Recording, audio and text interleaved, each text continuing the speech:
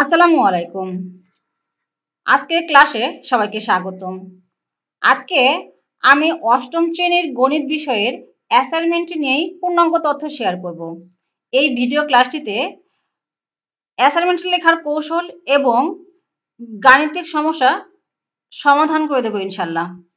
তোমরা এই ভিডিও ক্লাসটি শুরু থেকে শেষ পর্যন্ত দেখবে এবং আমার সাথেই থাকবে। শিক্ষার্থী বন্ধুরা, তোমাদের অ্যাসাইনমেন্টে যে নির্ধারিত কাজগুলো রয়েছে সেই কাজগুলো একটি একটি করে প্রত্যেকটি সমাধান করে দেব। এইখানে তোমাদের যে কাজ রয়েছে, প্রথম যে কাজগুলো রয়েছে সেই কাজের কিছু অংশ এখানে উল্লেখ রয়েছে, তোমরা খুব ভালো করে লক্ষ্য করো। এখানে দেখো যে সমবায় সমিতির সঞ্চয় স্কিমের ক্ষেত্রে সরল মুনাফা ও চক্রবৃদ্ধি মুনাফার তুলনামূলক পার্থক্য। এই ক্ষেত্রে আমাদের প্রথমে সরল মুনাফার ক্ষেত্রে আমাদের কিছু অঙ্ক দেওয়া রয়েছে, আমরা সেই অঙ্কগুলোই পর্যায়ক্রমে সমাধান করব। এখানে 1 নাম্বার 2 নাম্বার 3 নাম্বারে তোমার মানগুলো কি কি হতে পারে সেগুলো আছে, আর এখানে ক এবং খ থেকে আমাদের সেই মানগুলো দিয়েই আমাদের কি গাণিতিক সমস্যার সমাধান করতে হবে। তোমরা ক নাম্বার অঙ্কটি লক্ষ্য করো। আমাদের ওইখানে যে আমাদের উদ্দীপকে যে বিষয়গুলো দেওয়া আছে তোমরা অবশ্যই প্রশ্ন লক্ষ্য করবে। এখানে মূলধন পির মান দেওয়া আছে, সময় এন এর মান দেওয়া আছে এবং মুনাফার হার আর মান দেওয়া আছে। তাহলে আমরা কি আয়ের মান বের করবো, আমাদের চেয়েছে কি মুনাফা, তাহলে আমরা জানি আয় সমান সমান পি আর এন। আমরা যদি মানগুলো বসিয়ে দিই, পির মান, আর এর মান, এন এর মান, আমরা যদি ক্যালকুলেটরে অঙ্কটি সমাধান করি তাহলে দেখো খুব সহজেই কিন্তু আমরা এর সমাধান করতে পারছি। কারণ যেহেতু তোমাদের ক্লাস 8 এ ক্যালকুলেটর ব্যবহারের নির্দেশনা রয়েছে, তাহলে মানে কাটাকাটি করে খাতা বেশি নষ্ট হবে না, সহজেই সমাধান করতে পারবে। লক্ষ্য করো খ নাম্বার গাণিতিক সমস্যাটি।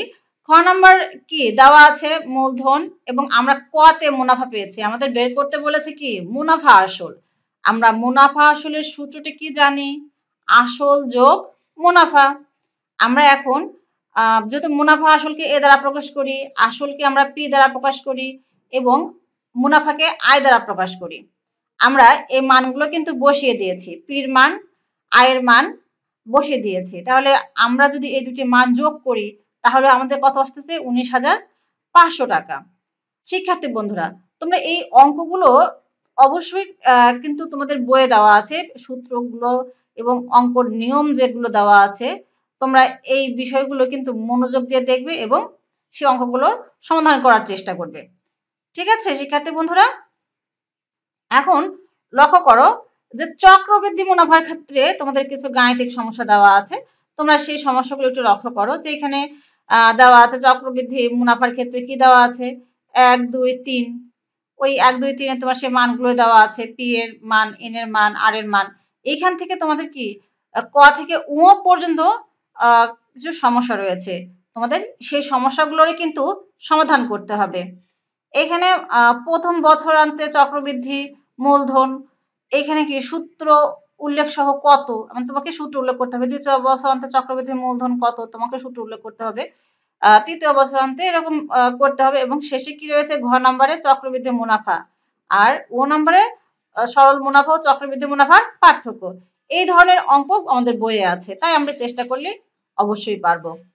ক নম্বরে কি আমরা একটু লক্ষ্য করি, ক নম্বরে দেওয়া আছে মূলধন কত 1500 টাকা, মুনাফার হার 9%, সময় 1 বছর। প্রথম বছরান্তে যেহেতু আমরা 1 বছরই দিব, আমাদের সূত্র কি প্রথম বছরান্তে P into 1 plus R to the power N, আমরা মান বসিয়ে দিয়েছি এবং আমরা ক্যালকুলেটরে হিসাব করেছি। দেখো আমাদের মান চলে এসেছে 16,350 টাকা। তাহলে আমরা কিন্তু এই অঙ্কটিরও সমাধান করতে পারলাম। এরপরে আমরা খ গ নাম্বারের সমাধান করব। দ্বিতীয় বছরান্তে হওয়ার কারণে এন এর মান আমরা কি যেটা মানে থাকবে 1 থাকলে 1, এখানে দ্বিতীয় বছরান্তে 2 দিব, আমরা 2 দিয়ে দেখো গাণিতিক সমস্যার সমাধানটি করেছি। তোমরা ইচ্ছা করলে এই মানগুলো এখানে লিখে পির মান, আর এর মান, এর মান এখানে লিখে দিতে পারো। তোমাদের বোঝার সুবিধার্থে তোমরা যেভাবে বুঝতে পারো ঠিক সেভাবেই কাজগুলো করতে পারো, অসুবিধা নাই। এখন দেখো গ নাম্বারে কি রয়েছে 3 বছরান্তে চক্রবৃদ্ধি মূলধন কত, তুমি গ নাম্বারে কিন্তু সেই সূত্র প্রয়োগ করেছো P into 1 plus R to the power N. তোমরা এই মানগুলো বসিয়ে দিয়েছো এবং লিখেছো, তোমাদের কিন্তু অঙ্কটি হয়ে গেছে। তোমরা একটু মনোযোগ দিয়ে শুধু মানে খাতায় লিখবে। ঘ নাম্বারে কি রয়েছে, আমরা আমাদের দিয়েছে কি চক্রবৃদ্ধি মুনাফা। এই ক্ষেত্রে আমরা কি লিখবো, চক্রবৃদ্ধি মূলধনের মান আমরা বের করে নিয়েছিলাম গতে, মূলধন আমাদের দেওয়া ছিল, তাহলে চক্রবৃদ্ধি মুনাফা সি মাইনাস পি, আমরা সির মান বসিয়ে দিয়েছি, পি এর মান বসিয়ে দিয়েছি। এরপরে আমরা দেখো বিয়োগ করেছি, আমাদের কাঙ্ক্ষিত কিন্তু ফলাফল চলে এসেছে। আমরা ঘ নাম্বারের অঙ্কও কিন্তু একটু মানে সমাধান করতে পেরেছি। তোমরাও পারবে ইনশাল্লাহ। এখন ও নাম্বার দেখো, ও নাম্বারে কি, যে এখানে বলা হয়েছে সরল মুনাফা ও চক্রবৃদ্ধি মুনাফার পার্থক্য। তাহলে কি আমরা কিন্তু এর আগে চক্রবৃদ্ধি মুনাফার মানও পেয়েছি এবং সরল মুনাফার মানও কিন্তু পেয়েছি, আমরা লিখে নিয়েছি। কারণ কি করতে হবে, এটা তো আমরা খুবই সহজ, বইয়ে আমরা বেশ অনেকবারই অঙ্কগুলো করেছিলি। কি করেছি, চক্রবৃদ্ধি মুনাফা ও সরল মুনাফার পার্থক্য, চক্রবৃদ্ধি মুনাফা বিয়োগ সরল মুনাফা, আমরা মান বসিয়ে বিয়োগ করে দিয়েছি, হয়ে গেছে। ও নম্বরে আমাদের একটা যে নম্বরে দেওয়া ছিল শেষে প্রশ্ন, যে আসলে আমাদের কোনটিতে সুবিধা হয়। আমাদের সমবায় শ্রেণীর সঞ্চয় স্কিমের ক্ষেত্রে চক্রবৃদ্ধি মুনাফা পদ্ধতি সুবিধাজনক বলে আমি মনে করি।